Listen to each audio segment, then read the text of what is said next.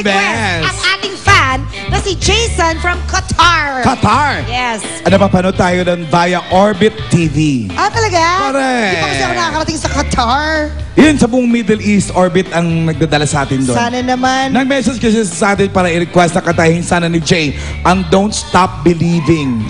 Oh, paano ba yan, Jay?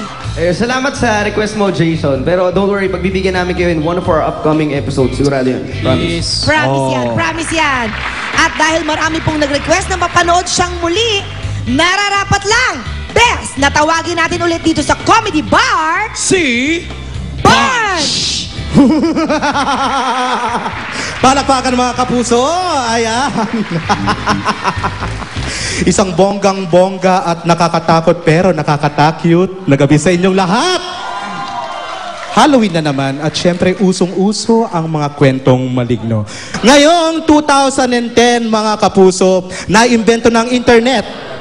Andyan ang mga iPhone, ang mga cellphone, ang mga laptop, pero wag ka inain at swak na swak pa rin ang kwento ng mga maligno. In fact, ang mga malignong ito ay nag-modernize. Antare ng mga malignong yan. Anong klaseng maligno yan? Touchscreen!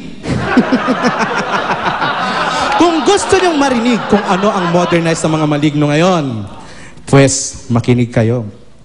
Ayon sa kwento ng ating mga lolo at lola, ang mga manananggal noong unang panahon, ganito ang hati nila sa kanilang bewang.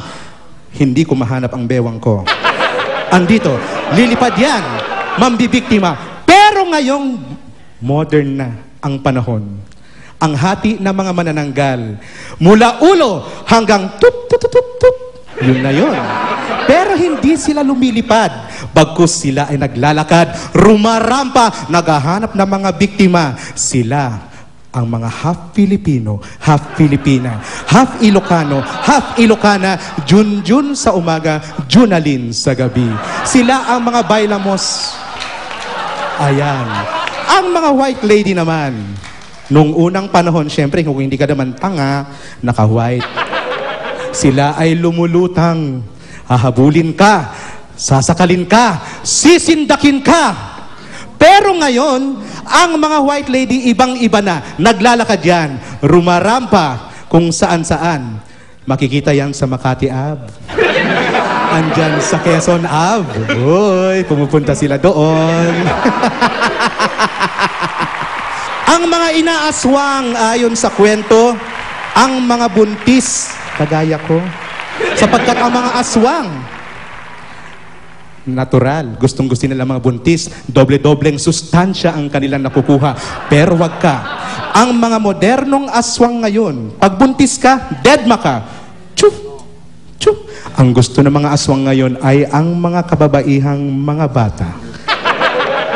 Gustong-gusto nila yung mga sariwa, sapagkat ang mga aswang ngayon ang mga DOM, ang mga pedophilia. At syempre, kung ikaw ay lalaki, at matipuno ang iyong katawan, guwapo, kagaya ni Fabio, iwas-iwasan mo ang mga aswang. Sila ang mga matrona.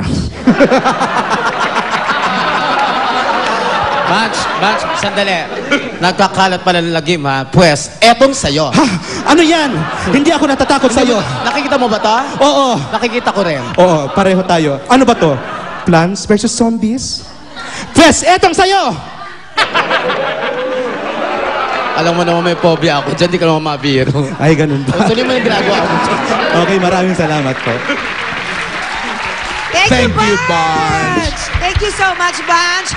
At, dito Up dapat next, minsan na niya tayong pinabilib sa kanyang kakaibang magical illusions. At dahil masunurin kami, Ayun na. makikita niyo po ulit si JB sa magbabalik ng Comedy Bar!